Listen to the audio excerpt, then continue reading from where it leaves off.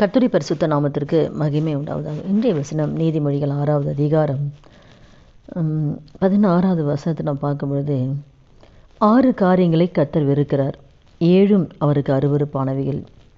அப்போ இதெல்லாம் கர்த்தர் வெறுக்கிற காரியங்கள், அருவருப்புன்னு சொல்லி நம்ம பார்க்கும்பொழுது, மீட்டுமையான கண், பெருமை, பொய் நாவு, பொய்யா பேசுறது, தவறாக சொல்கிறது, அவங்க சொல்லாத முன்னாடி சொன்னேன்னு சொல்கிறது, அப்போ பொய் சொல்கிறது. நம்ம சொல்கிறது பொய்ன்னு சொல்லி நமக்கு நல்லா தெரியும். ஆனால் கர்த்தர் நமக்கு சொல்கிற பொய்யே கர்த்தர் பார்க்கன்ற அந்த பயம் இருக்கிறதே கிடையாது. நம்ம எது சொன்னாலும் நம்பிடுவாங்கன்னு சொல்லி பொய் சொல்கிறோம். ஆனால் என்ன பண்ணுறாருன்னா, அந்த காரியத்தை கர்த்தர் அருவருக்கிறார், இருக்கிறார்.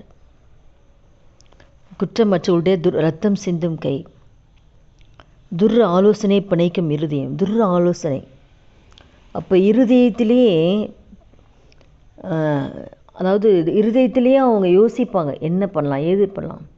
துர் ஆலோசனை, தவறான ஒரு காரியங்களை செய்கிறதுக்கு அது இருதயத்திலே யோசிப்பாங்க, என்ன பண்ணலாம். அதாவது அவன் நார்மலாக பேசுறதுக்கும் இருதயத்தில் வஞ்சகம் வச்சு பேசுவாங்க. துர் ஆலோசனை, துர் ஆலோசனையை பிணைக்கும் இருதயம்.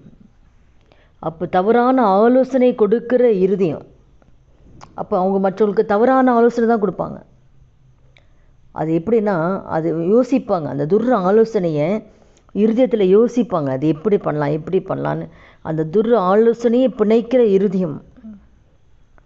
தீங்கு செய்வதற்கு விரைந்தோடும் கால், மற்றவங்களுக்கு தீங்கு செய்வதற்கு ஓடுவாங்களாம், பிளான் பண்ணுவாங்க. மற்றவங்களுக்கு எப்படி தீங்கு செய்யலாம், எப்படி பண்ணால் எப்படி மற்ற பேசலாம், எப்படி அவங்க இருதயத்தை வேதனைப்படுத்தலாம், எப்படி உங்களுக்கு தீங்கு பண்ணலாம், அதெல்லாம் அதை யோசித்து செய்கிற காரியங்கள், அதெல்லாம் பிளான் பண்ணுவாங்க.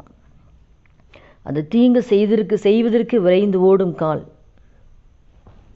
அபத்தம் பேசும் பொய் சாட்சி, சகோதரருக்குள்ளே விரோதத்தை உண்டு பண்ணுதல். அப்போ சகோதரருக்குள்ளேயே விரோதத்தை உண்டு பண்ணுவாங்க. அப்படிப்பட்ட காரியங்களை ஆண்டு வெறுக்கிறார். இப்போ சகோதரருக்குள்ளேயே விரோதத்தை உண்டு பண்ணுறது. இப்போ இவங்களை பற்றி அங்கே போய் சொன்னோம்னா அவங்களுக்குள்ள விரோதம் வந்துடும். இப்படி என்ன சொல்லிட்டாங்களா, இப்படி சொல்லிட்டாங்களா. அப்போ 2 பேர் சகோதரருக்குள்ள விரோதத்தை யார் உண்டு பண்ணுறது? அப்போ அப்படிப்பட்ட விரோதத்தை உண்டு பண்ணுறவங்கள கர்த்தர் எப்படி வெறுக்கிறாரு, அதுதான் இதில் பார்க்குறோம். அருவருப்பாக இருப்பாராம் கர்த்தர் அவங்கள.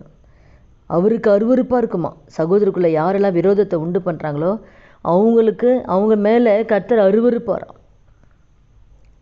இப்படிப்பட்ட அருவருக்கிற தேவன் அருவருக்கிற சுபாவம் நமக்கு வேணுமா, நம்ம ஆராய்ச்சி பார்க்கணும். நம்மக்கிட்ட இருக்கா? வசனம், எவ்வளோ வசனம் நம்ம கேட்குறோம், அந்த வசனம் என் வாழ்க்கையாக மாறி இருக்கா? ஆண்டவரே, நான் எதில் பெருமையாக இருக்கேன்? அந்த மேட்டுமையான கண், அந்த பார்வையில் கூட எனக்கு எல்லாம் தெரியும் அல்லையா, அந்த ஒரு பெருமை. பார்க்குற பார்வையில் நிறைய வித்தியாசம் இருக்குது. கோபமாக பார்க்குறது, அதே போல் இச்சையாக பார்க்குறது, அப்போ பெருமையாக பார்க்குறது. அந்த கண்களில் இவ்வளோ காரியங்களை பண்ண முடியும். மேட்டுமையான கண், இதே கண் தாழ்மையின் கண்களாக மாறும், அன்பின் கண்களாக இருக்கலாம். ஆண்டவர் அன்பாக பார்த்த அந்த பார்வை தானே மறுதலித்த பேதுருவை மனம் மாற வச்சுது. அப்போ அந்த அன்பாக பார்க்கக்கூடிய கண்கள் இல்லாமல், அப்போ மேட்டுமையாக பார்க்கறது, அந்த மேட்டுமையான கண்ணை தேவன் அருவருக்கிறார். பொய் சொல்கிறது, நம்ம செய்யாமையே மற்றவங்களை பற்றி நம்ம சொல்கிறது. இப்போ இந்த நம்ம பார்த்ததெல்லாம் நம்மக்கிட்ட என்ன இருக்குது, நம்ம ஆராய்ச்சி பார்த்து, இதனால் ஆண்டவரே, நீங்கள் அருவருக்கிற இந்த சுபாவங்கள் எங்களுக்கு வேண்டாம் ஆண்டவரே, நீங்கள் வெறுக்கிற இந்த சுபாவங்கள் எனக்கு வேண்டாம் ஆண்டவரே.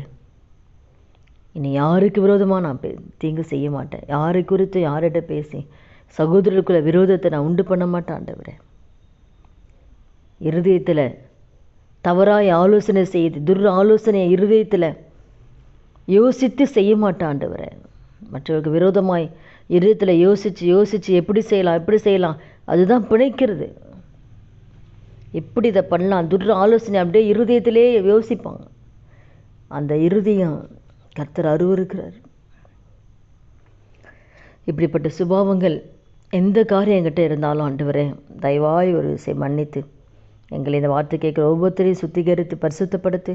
இப்படிப்பட்ட கர்த்தர் வெறுக்கிற எந்த சுபாவங்களும் எங்களை இந்த வார்த்தை கேட்குற யாருக்கு இல்லாதபடிக்கு கர்த்தர் காத்துக்கொள்ளுங்கப்பா. அப்படியே செய்ய போகிற தயவுக்காக நன்றி செலுத்துக்கிறோம். இயேசு நாமத்தில் பிதாவே, ஆமென். கர்த்தர் நாமத்துக்கு மகிமை உண்டாவதாக.